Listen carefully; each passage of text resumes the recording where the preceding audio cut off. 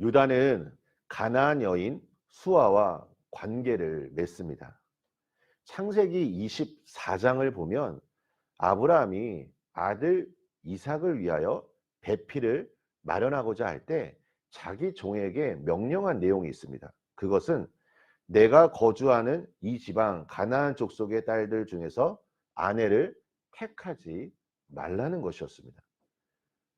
그렇다면 이 말씀을 통해 가나안 사람과 지금 관계를 맺은 유다의 모습에는 분명 문제가 있었음을 발견할 수 있습니다.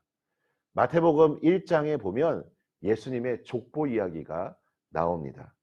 그리고 3절 말씀에 보면 파격적인 인물 한 명이 등장합니다. 바로 누구입니까? 유다는 다말에게서 베레스와 세라를 낳았다라고 말합니다.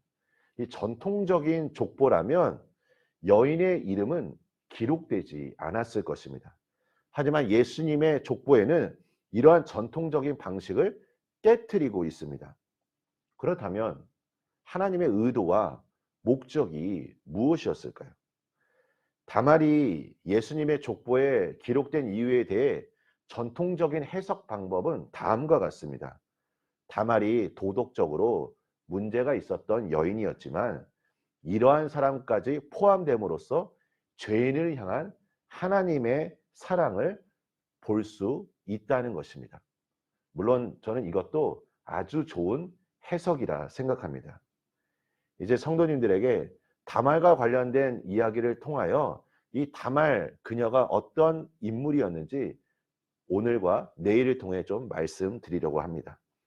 창세기 37장까지 보면 한 인물의 역사적인 이야기가 나오고 있습니다.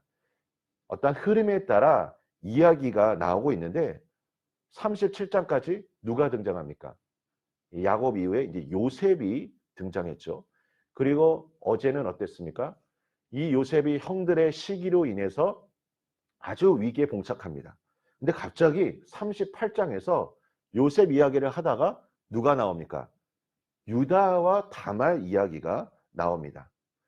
요셉이 두 번이나 꿈을 꾸었다는 것은 하나님께서 아브라함에게 하신 약속과 관련되어 있습니다. 여러분, 그 약속의 말씀이 무엇입니까? 아브라함의 후손들이 훗날 어려움을 겪게 될 것이다. 400년 동안 그 예언의 말씀을 하나님께서 아브라함에게 하셨죠. 그리고 요셉은 아브라함에게 하신 약속 성취를 위해 쓰임받은 인물이었습니다.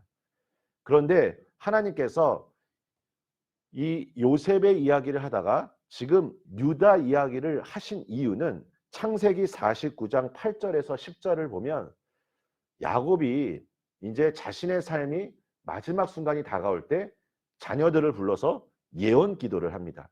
그때 유다를 향한 기도가 무엇이었냐면 이 8절에서 10절까지 보면 유다야 너는 내 형제의 찬송이 될지라 내 손이 내 원수의 목을 잡을 것이요 내 아버지의 아들들이 내 앞에 절하리로다.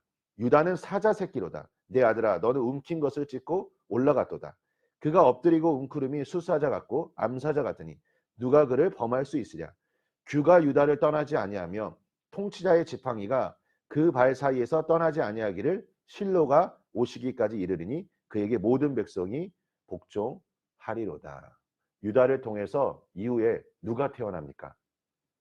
예수 그리스도가 태어납니다. 하나님은 유다와 그의 후손을 향한 놀라운 계획을 가지고 계셨습니다. 우리 창세기를 통해 우리가 반드시 기억해야 할 것은 무엇이냐면 하나님은 그분의 뜻을 따라 하나님의 역사를 만들어 가신다는 것입니다. 이 유다와 다말 이야기를 통해서 이 하나님의 역사가 지금 이루어지고 있음을, 하나님께서 그 뜻을 얼마나 열망하고 계시는지, 어떻게 이것을 이루어 가시는지 우리는 볼 수 있어야 합니다. 그런데 유다는 지금까지 보면 하나님의 이 계획을 알지 못하고 하나님에게서 멀리 떠나고 있었던 것입니다. 이제 제가 말씀드리려고 합니다. 오늘 본문을 보면 유다에게 3명의 아들이 있었음을 소개합니다. 엘, 오난, 셀라입니다. 유다가 장자 엘을 위하여 다말이라는 여인을 데려와 짝을 맺어 주었습니다.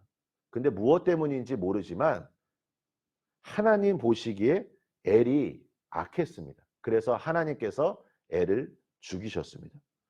고대 근동사회에서 수혼법이라는 게 있습니다. 그것은 무엇이냐면 가족 중에 한 형제가 만약에 대를 이을 아들을 낳지 못하면 다른 형제가 죽은 형제의 아내를 취하여 아들을 낳아 그 가문과 기업을 잇게 해주는 규례였습니다.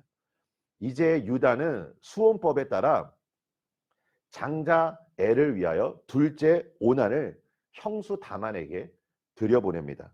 형의 대를 잇기 위함입니다. 오난이 형수 다만에게 들어가서 형의 대를 잇고 싶지 않아 성경은 오늘 어떻게 기록합니까? 땅에 설정을 했다고 말합니다. 그런데 이 모습 또한 하나님께서 악하게 보셔서 그를 죽이십니다. 그래서 유다가 근심합니다. 아직 장성하지 않은 막내 아들 셀라까지 죽을 수 있다는 것을 생각해서 다말을 친정으로 돌려보냅니다. 제가 내일 좀 더 자세하게 더 말씀드리겠지만 오늘 이 말씀을 통해서 단 한 가지 제가 말씀드리고 싶은 것은 다말이 어떤 인물이었을까요? 그녀는 순종의 여인이었습니다. 한번 보십시오. 지금 자신의 남편이 죽고 이제 자기가 과부로서 살고 있는데 이 수혼법에 따라 지금 자기가 어떻게 해야 할지 지금 기다리고 있는 상황이었습니다. 그때 시아버지인 유다가 어떻게 말합니까? 너는 친정집에 가라 라고 말합니다. 이때 다말이 취한 것이 무엇입니까? 시아버지 유다의 말에 절대적으로 순종했다는 것입니다. 그녀는 순종하고 인내하고 기다렸습니다. 우리 사랑하는 성도 여러분, 오늘 제가 성도님들에게 말씀드리고 싶은 것은 이 다말이 우리에게 보여준 이 순종의 모습, 우리가 무엇을 순종해야 할까요? 바로 하나님의 말씀입니다. 우리 성도님들, 우리 매일마다 보혈 선포 기도문을 가지고 기도하고 있습니다. 우리 성도님들은 이것을 어떻게 바라보고 계십니까? 저는 이 보혈 선포 기도문이 하나님께서 우리에게 주신 검과 같다라고 생각합니다. 우리가 입술로 선포하지만 말씀이 무엇이라고 얘기합니까? 말씀은 성령의 검입니다. 그러니까 우리가 말씀을 가지고 선포할 때 우리는 지금 다른 사람들은 그것을 어떠한 음성으로 듣지만 이것을 영적으로 바라볼 때 이것은 바로 우리가 성령의 검을 쥐고 영적 싸움에 나아가는 것 같습니다. 순종은 하나님의 능력입니다. 하나님의 말씀으로 순종할 때 이것은 우리에게 검이 되어서 우리 삶 속에 승리를 이루게 할 것입니다. 오늘 다말이 이러한 삶의 순간순간에 순종의 모습을 보였던 것처럼 오늘도 하나님의 말씀으로 순종하셔서 그리고 그 순종의 삶이 말씀의 검이 되어서 우리 성도님들을 둘러싼 모든 영적 싸움에서 승리하시길 예수님의 이름으로 축원합니다. 우리 함께 기도하겠습니다.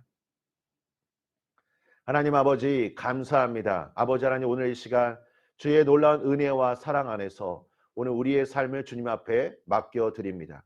아버지 하나님 오늘도 우리가 말씀에 순종하길 원합니다. 하나님 우리가 말씀을 가지고 믿음으로 선포할 때 이 말씀이 우리 삶 속에 하나님이 주신 놀라운 성령의 검으로 아버지 내 삶 속에 승리를 이루게 하여 주시옵소서. 하나님 오늘 우리 성도님들 기도의 제목을 가지고 간절히 나아갈 때 하나님 그 마음 깊은 것까지도 하나님 주님께서 헤아려 주시고 살펴주시고 아버지 내 마음속에 있는 이 마음의 기도를 주 앞에 올려드릴 때 주님이 내 마음속에 하시고자 하는 주의 음성을 들려주셔서 그 음성을 따라 우리가 주님과 동행하고 주여 우리 삶 속에 놀라운 기쁨이 임하게 하여 주시옵소서. 예수님의 이름으로 기도합니다. 아멘.